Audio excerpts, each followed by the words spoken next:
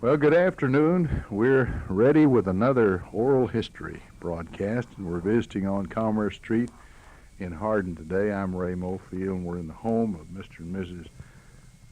Guy Boggess. And it's a real pleasure to be here, and we'll start out by asking you if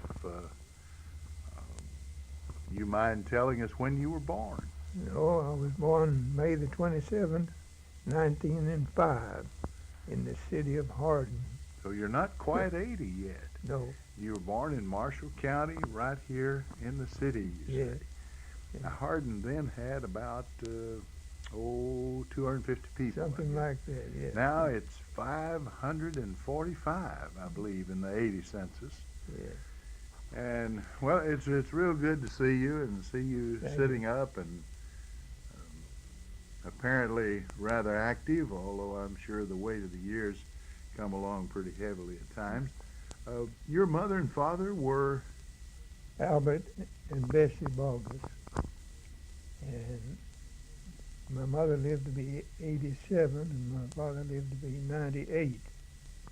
So I'm looking forward to a few more years yet. Oh, that's good. My wife had a uncle about a week ago that celebrated his 100th birthday, and then we had a speaker at the Historical Society Saturday night who was 102. Sure. and he's still pretty spry. Yeah. Quentin Mr. Geyer Geyer, yeah. of Murray lived in. He said he farmed in Marshall County 42 years. Now, Yes. that'd be longer than most of us ever farmed, I That's right. guess. I knew him in 1926 in Brewers. He told me he lived in Brewers, and Yeah. after his farming career, he began teaching school. I believe you taught school. Yes, I was teaching school at Brewers in 1926. But we're about to get ahead of ourselves, I guess. Let's go back a little bit. And did you happen to know the grandparents on either side of the family? Yes, yeah, I know both of them. My grandfather on my father's side was Newt Boggess, and he came from Callaway County here, up around Old Flint Schoolhouse. And his father, Samuel, was my great-grandfather. And then Samuel's father came from North Carolina here, Peter Boggess, and settled what was later called the Boggess Schoolhouse over in Callaway County. Well, I knew a veterinarian once in Callaway Well, named yes. Boggess. Was that related? Yes, yes. Well, good. He was, That was my Herman. dad called him a lot of times, I can recall, back in the 30s and so That forth. was Herman Boggess. I couldn't remember his given name. It's just Dr. Boggess Yeah, to me, of yeah. course. Well, that's an interesting background, and you went all the way back into North Carolina. That makes a lot of people happy because there seems to be an enormous interest in genealogy. That's about as far as I can go, of course, Well, within the accuracy. That's fine. You've done better than most people are able to do. And my grandfather on my mother's side came from Marion, Illinois, in about 1882 or 3. Mm-hmm. 1883, he came here and married my grandmother, who was Robin Cope's daughter. And my grandfather's father was killed in the Civil War in the sack of Georgia. And his mother, my grandfather's mother, was half Indian. Her mother came from the Indian Nation, he always called it. That's Oklahoma now. Mm-hmm. Mm-hmm. And that's about as far as I can go that way. Well, you've just taken it back, as far as I'm concerned, almost to Adam and Eve. Well, that's great. You've got a marvelous memory. Now, since you were born in Hardin, I assume that you went to school here. Yes, Glenn Edwards and I were talking the other day, and I said, Glenn, I believe I'm the oldest person living in Hardin that was born here. I think I know everybody in Hardin to that extent. And I was born here in 1905, of course. Well, at that time, they hadn't built what I call the new brick high school of 1910. No. So what was the school like? Well, the old schoolhouse stood what we always call now the Dr. Caulfield place. It was a two-room school, and it was noted for the education of South Marshall County. And I had the privilege of going as a visitor just a few days before school was out in 1910. And that fall, they started school in the new brick building in September 1910, I think. I believe you're right. I think I researched that one time. I went to school the first day in the new building, and I was 5 years old past. And I did the full 12 grades in Hardin School. Now that seemed like an enormous building then, didn't it? Oh, it was, yes. It was the pride of the county. Benton didn't have anything to compare with that at that time. Of course, they later built a nice building. Yes. There were, I can remember it. I know it burned in 1937, the year I was a sophomore in school, and high school that is, and it had 2 stories, I recall. Yes. Somebody told me once that originally and John Clarence Paget gave me a picture showing a large cupola on top. Oh, yes. Now, later that must have blown off. It did. Yes, it blew off in a storm. It had a large bell. I'd say it was 2 feet to maybe 3 feet in diameter. And it had a big wheel on the side, and a rope ran around that, and the rope went down even to the first floor, and I've helped pull that bell. And I've also climbed up in that cupola and spent several hours up there, and something would get wrong, and some of the older boys, as I grew up then, would get sent up there to work on the cupola. If it were like the country school that I went to, there was a cupola on top, and it had a bell in it, and the boys they learned how to yank the rope just right, and that bell would turn over and wouldn't come back. So you then had to climb up. That's right. Now they wanted to do Sure. that, of course. Then we could lose an hour or so of school, you know. Well, someone said to me once, and I've never forgotten it, that in almost anything, if you're buying a car or a bushel of apples or a bushel of wheat, whatever it is, you wanted the very most you could possibly get, and you stacked it up and wanted, as the Bible says, full measure running over. Now, in education, though, we wanted as little as we could get. Or at least it seemed that way. Do you remember any of your teachers? Oh, yes, Miss Lurland Cress was my first teacher. And she was sister to Miss Regina Pace, who was... Worked at the bank. Yes. And also a half-sister to Dr. Hughes's wife, Miss Edith Hughes. That was my first teacher. The next teacher was Miss Lida Heath from Birmingham. I believe she was a sister to Jack Heath, the older set down there. Yes. Then sometime later, Mrs. Lena White, she was Miss Lena White at the time, from Bryansburg, taught here. And then we go on up to Miss Annie Campbell, who married Charlie Manning.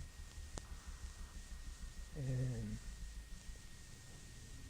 then we could come on up into Miss Lois Waterfield. And Oh, now that's Harry Lee's mother, wasn't it?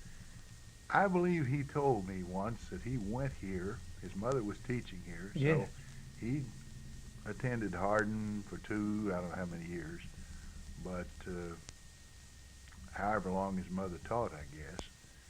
And he remembered you and Boris Utley, Yeah. I recall, and they played a lot of games together, as I remember. I think he finally went back to Murray High so he could go out for the football team. That's right. But and was graduated there. But he did attend Hardin for Yes. some time. Mr. Jack Wells was another teacher there in the grades. I remember him. Oh, wasn't he a speller? He could spell Oh, he anything was, in the book, just about. yes, sir, he could. And very precise with his English and his manners, and well-mannered old gentleman. He was living here in retirement when we moved back to Hardin in January of 1938. And as you say, he wasn't as slovenly with his speaking as I have been. No. Always just right, the perfect enunciation. Well, that took you up into high school then, and you went the same place to high school. Oh, yes. Did the 4 grades in high school.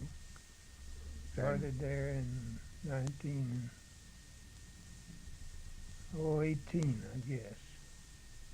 17.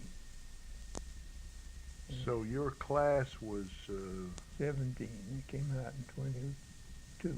1922. Yeah. Was that, was Frey Holland along Yes, in there? yes. Yeah. The class of 21 only had 1 graduate. That was David Inman. Mm-hmm. And in 22, there were 7 of us. Boris Utley, Bray McGowan, she was. I have a picture of that. You do? I've been gathering photographs, thinking someday when I retire maybe and get the time, if the Lord's willing, I want to put together kind of a yearbook of all the Hardin classes that I can find photographs for. That's been 63 years ago, and there's one of them not living.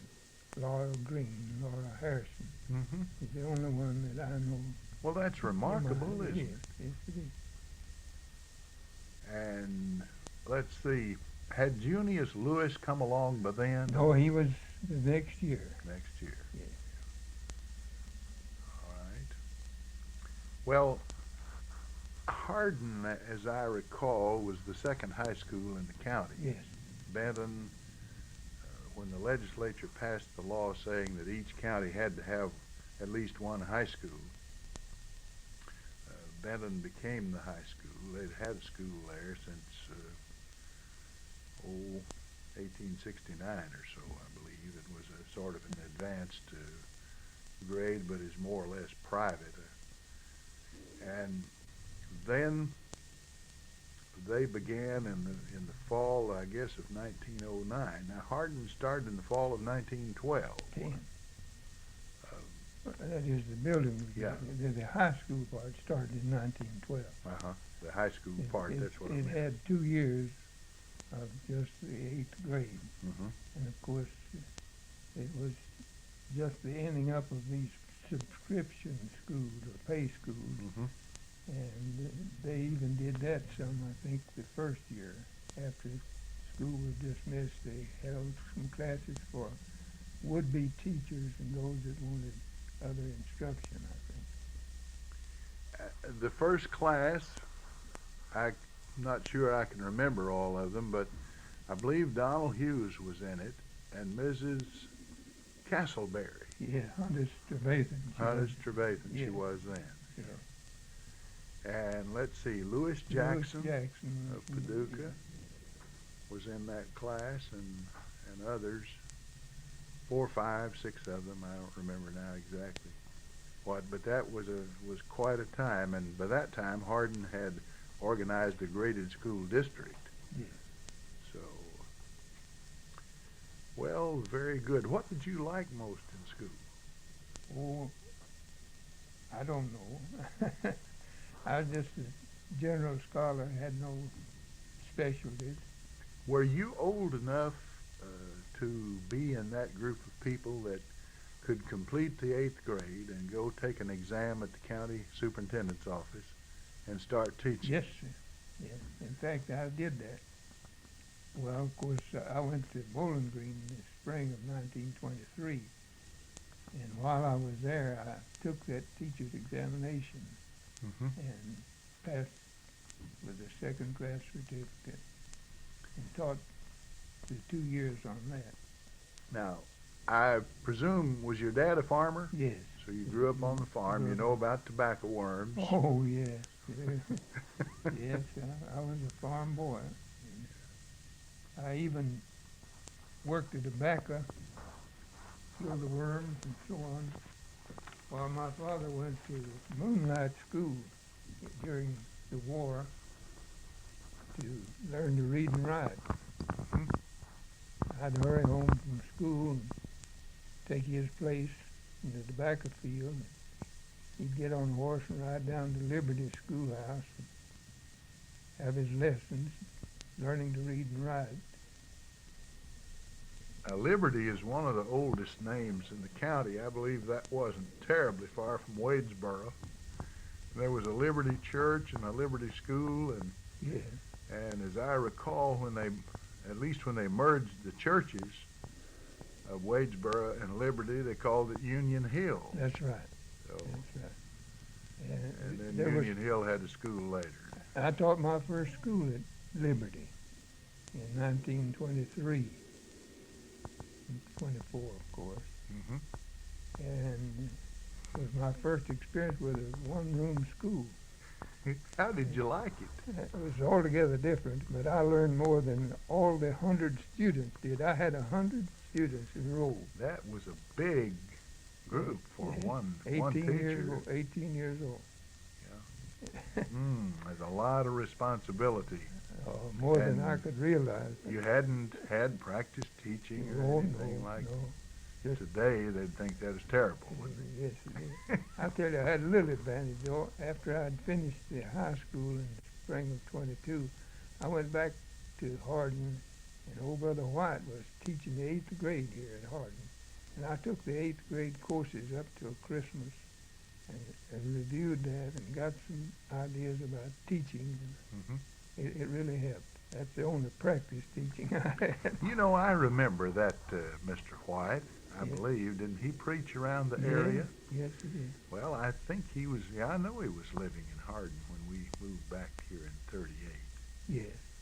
So he had been in the schoolroom a long time. Oh, yeah. Yeah. I know one time I was talking to him about it, and I've since talked to Boris, so Boris won't care. No. But Boris said he was always mischievous, to put it mildly. And he got tangled up with Mr. White, and he said,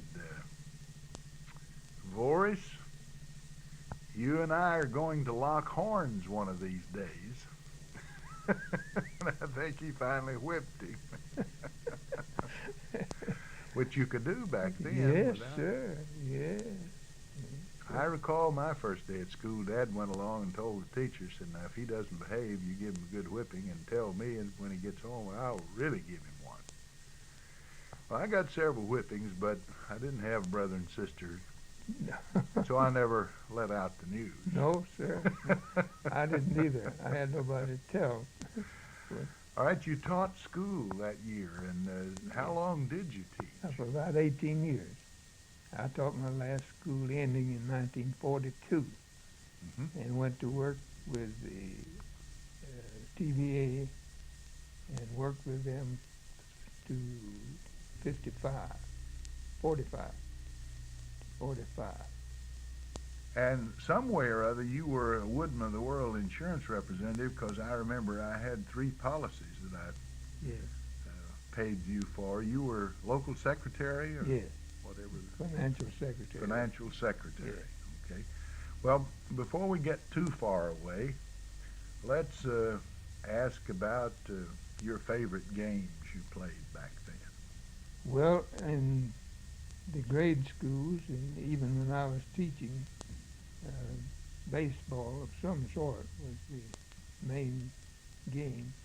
Of course, we played one-eyed cat, two-eyed cat, move-up batter, and all that was with a baseball. Mhm. Pound ball. Oh, yes. You could cross them out. couldn't Yes, you? yes. But the last year or two in high school, they began to play basketball. And I really liked that. I played some on that, on the teams we had here. And finally, the boys, we didn't have a coach, not even a referee. And so finally I had to move up to that place. And I refereed for the boys in 1921 and 22. That's probably one reason I came back to get the 8th grade, because we were playing ball and I was refereeing.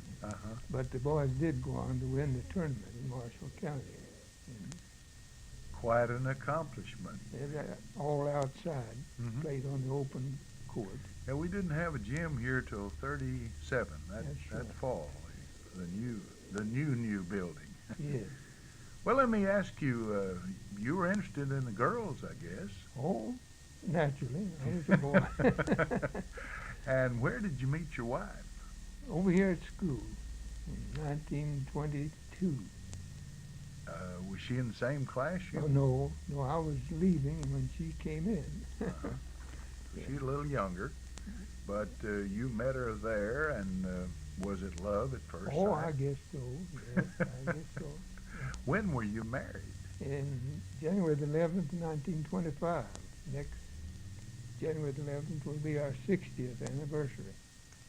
Well, congratulations. That is remarkable. And you had some children. You had 2 boys.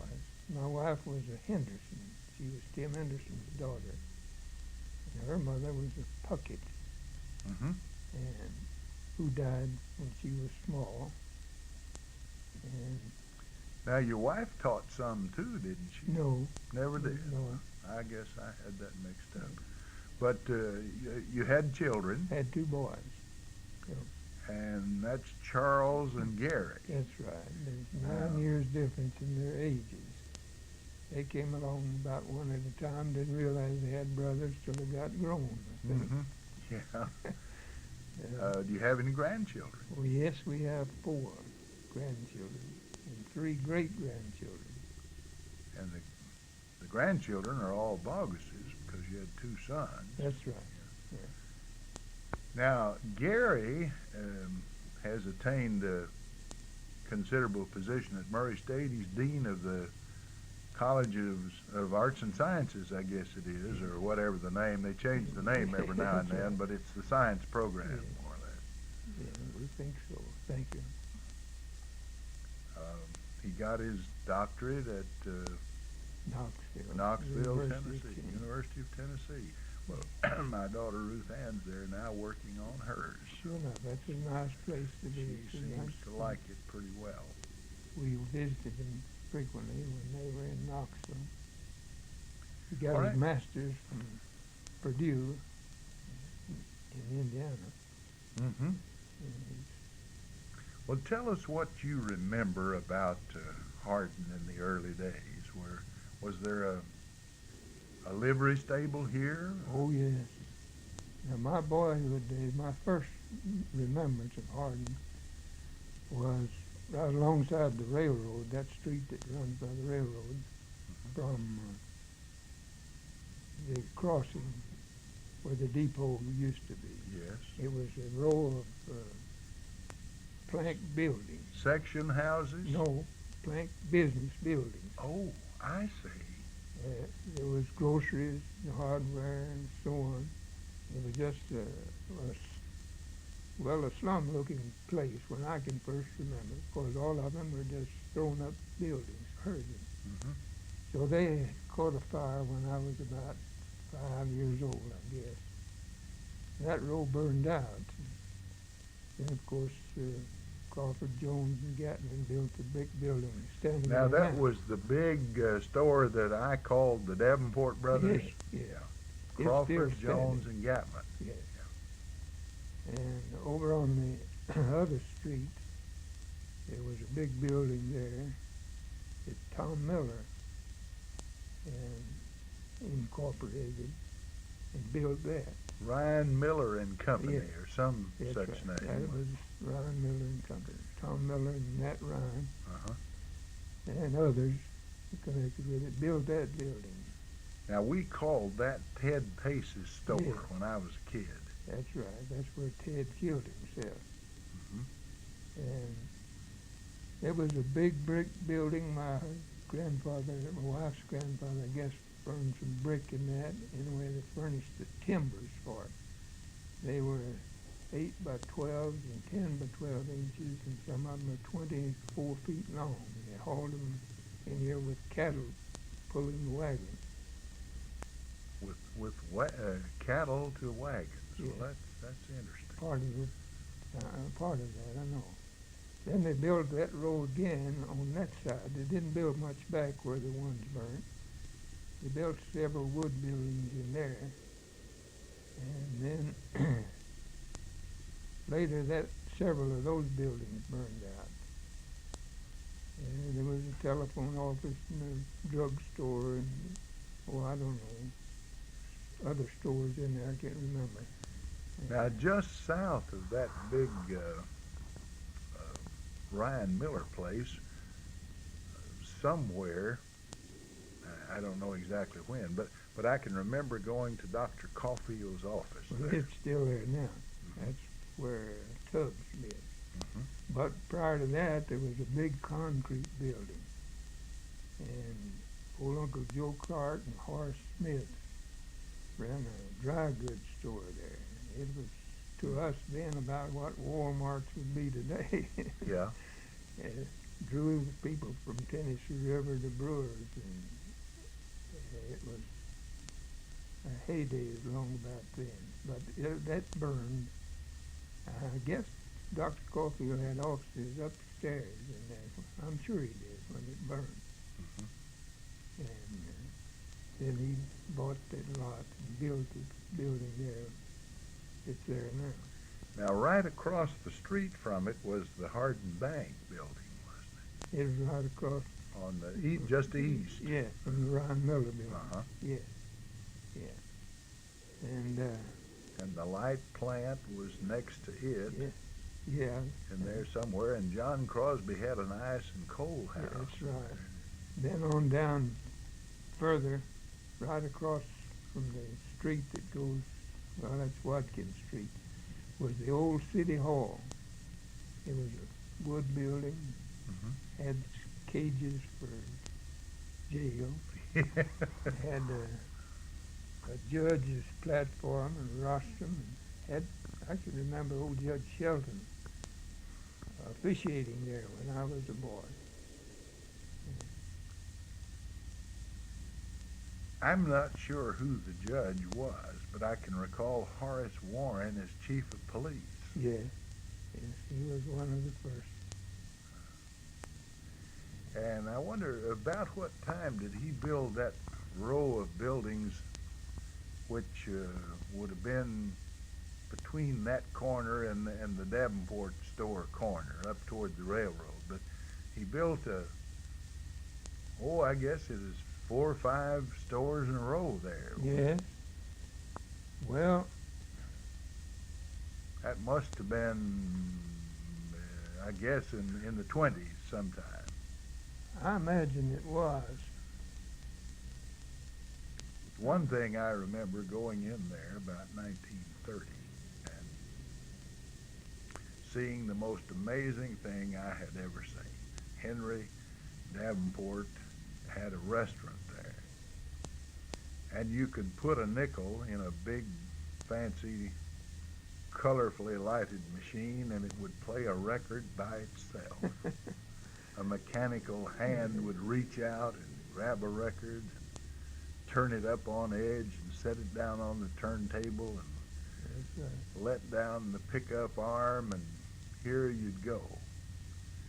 And that people came from miles around to watch that. Yes, yes, I hated to waste a nickel on that, but I wanted to see it work. surely. The nickel was hard to come by, but you had to see that operating. Oh, yeah. Whether you liked the music or not. That's right. Well, Horace built one building there, and Ray Mofield ran a grocery in that. That was before the Davenport brothers came to Hardin. Mhm.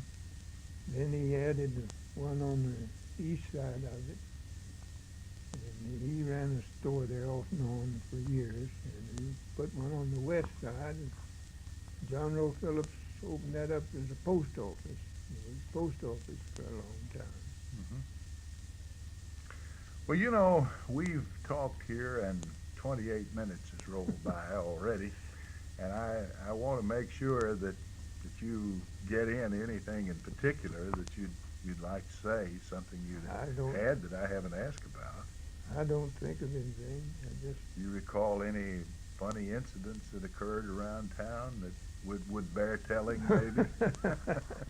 no, I can't think of any right now. Of course, we talk about Harshorn being police. It used to be big trade days here. Crowds would come from. Can't think of any right now. Of course, we talk about Harshorn being police. It used to be big trade days here. Crowds would come from Brewers to the Tennessee River, and park their horses, and mules, and buggies, and wagons, and even down to the churchyards here. Mm-hmm. And once in a while, some of them get a little